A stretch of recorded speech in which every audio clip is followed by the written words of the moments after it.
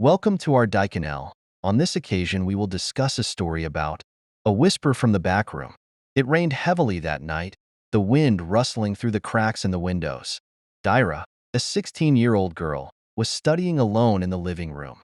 Her parents went out of town, and she had to look after the house for the weekend. The house was silent. Only the sound of rain and the ticking of the wall clock accompanied. Suddenly, Dira heard a faint voice like someone calling his name. Dira, Dira. He stopped his work and sharpened his hearing. The voice sounded low, as if it came from the direction of the back room, a room that had not been used for a long time. At first, Dira thought it was just his imagination, but the voice sounded again, this time clearer and colder, making the hairs on his neck bristle. His heart beat faster. He tried to ignore it, but curiosity slowly overcame him. With slow steps, he walked towards the back room. The hallway lights were dim, and the sound of gurgling rain impressed the silence even more. When he reached the door of the room, Dira hesitated for a moment. His hand reached out to open the door, but his heart was filled with fear.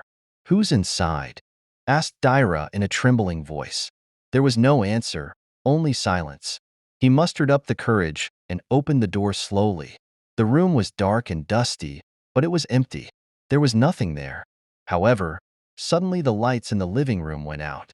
Dira gasped, his heart feeling like it was about to let go. In the dark, he heard slow steps behind him. "Dira, I've been waiting for you for so long," the voice whispered right in her ear. Dira froze, his whole body cold as ice. He turned his head slowly, and there, in the darkness, he saw a faint figure standing with a pale face and empty eyes. The figure smiled crookedly, as if he had known him for a long time. Without thinking, Dira ran towards the front door. However, when he was about to unlock, invisible hands grabbed his shoulders tightly. He screamed, but his voice was drowned in the heavy rain outside. When the door finally opened, Dira fell forward. His breath rushed. He looked back, but the figure had disappeared. Only the darkness of the room returned to silence.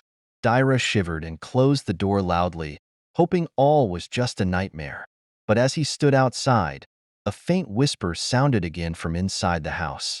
"Tomorrow night, Dira. I'll be back." Dira fell silent, realizing that the following nights would never be the same again.